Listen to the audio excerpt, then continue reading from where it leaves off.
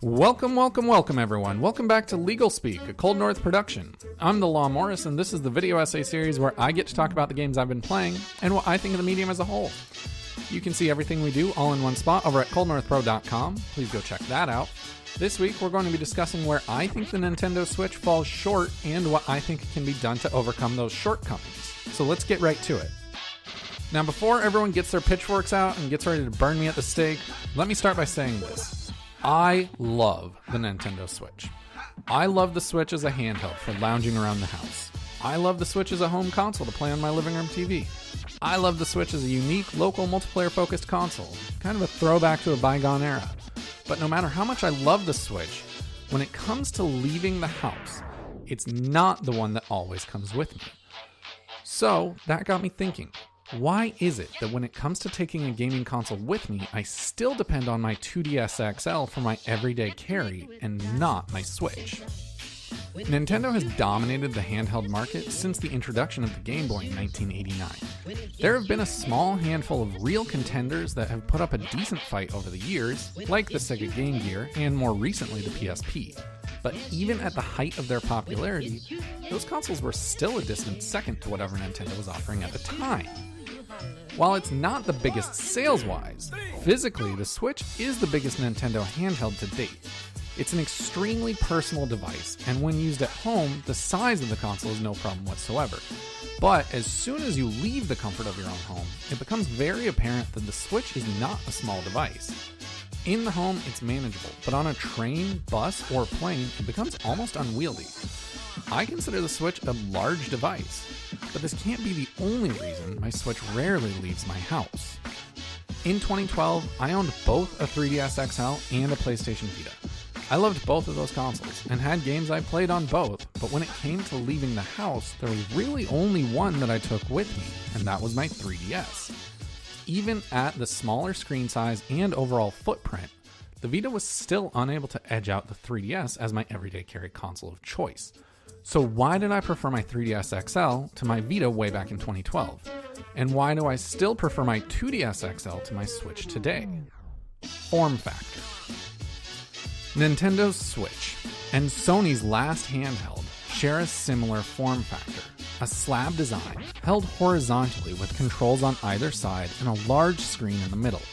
The 3DS and 2DS XL, on the other hand, both feature a clamshell design. Now, I don't just prefer a clamshell design for no reason. What really kills the slab design of the Vita and Switch is the exposed screen. Way back in 2003, Nintendo made an adjustment to their Game Boy Advance line by implementing the SP. And with the SP came what I consider to be the two most significant improvements ever made to handheld consoles: a lit screen and a clamshell design. I know the first SP was front-lit, but I'm still going to give it to them. They were definitely on the right track. The clamshell design protected the screen and the controls and made the entire console significantly more pocketable and, in turn, more portable. It was a design that worked so well that with the exception of the standard 2DS, Nintendo would continue to iterate on the same design for the next 14 years. But then the Switch came along, and gone was the clamshell design that could easily fold up and be thrown into a bag or my back pocket without having to worry about the screen or controls. As soon as the gigantic screen was left exposed, I immediately knew I was going to have to carry a case at all times. It took me a few tries, but eventually I found a case that I actually really like watching Bob Wulff on the Wulff Den. You can find a link to their channel and a link to the case I bought in the description.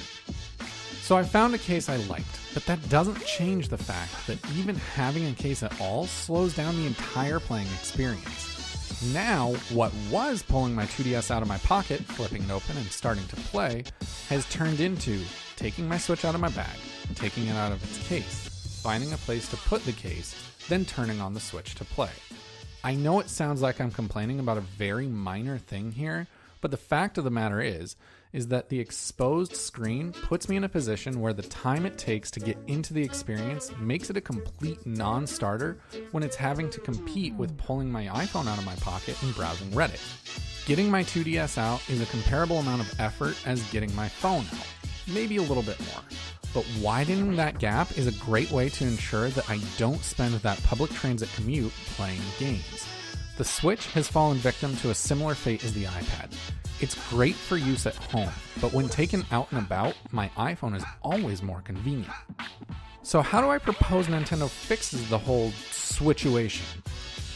With the rumors of the Switch Mini and the Switch Pro on the horizon, it seems more people are hoping for a Switch Pro over a Switch Mini. But to those people I ask, why? What could be done to make the Switch better enough that it could justify buying a Switch Pro? Sure, they could put a 1080p screen in the thing, but then that kills the battery life. They could up the internal memory, but with a 500 gig micro SD card selling for less than $100, I'm not too concerned about 32 gigs being standard. And yes, they could build it around a faster SoC for better gameplay performance, but to that, I say I already have a PS4 Pro and an Xbox One X. So if I want something with power, I'll just go there. What I want for the future of the Switch is for Nintendo to really lean into the portability aspect of the console. I want the Switch Mini to be a similar size to the 2DS XL, but maybe just a little bit bigger. Beef up the controls with bigger and better buttons than the ones on the Joy-Con, and use 2 full-size circle pads in place of analog sticks. Pack all those controls in the bottom half of the device and give the player plenty of room to move around on that surface. Then, fill up the top portion with screen. Even if the screen has to be a bit smaller, that's fine with me, if it means it won't be constantly exposed. Nintendo, make the Switch flip. I will already buy one on day one. What do you think about the possibility of a smaller, more portable Switch with a clamshell design? Let me know in the comments down below. If you're new here, don't forget to subscribe for a new video essay and 2 new podcasts every week. You can find everything we do all in one spot over at coldnorthpro.com. I'll be back next week talking about... I'm not entirely sure yet, so we'll see. Until then, just go play some games.